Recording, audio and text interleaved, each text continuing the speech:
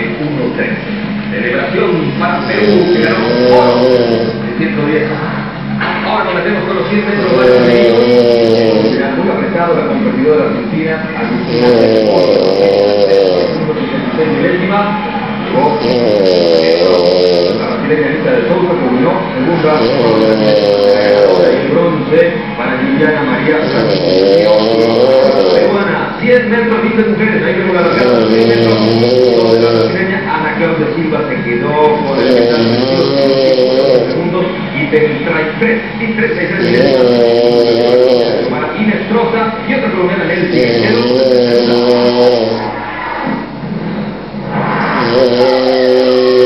Y ahora movemos de Medellín, nos montamos nuevamente en la bicicleta. En estas justas sudamericanas, Carlos Alzate, 14 de oro sobre las vieras. Vamos a ver la prueba de inicial.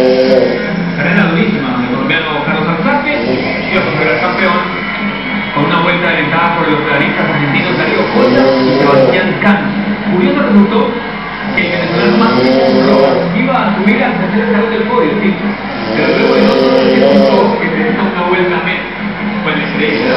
Primero la vuelta de colombiano Carlos Schuster, luego un grupo se recuperaron y más tarde que logró el cielo Pablo Teideros. Pero aquí se vuelve de final, estaba el campeón Carlos Alzate. La Maíz.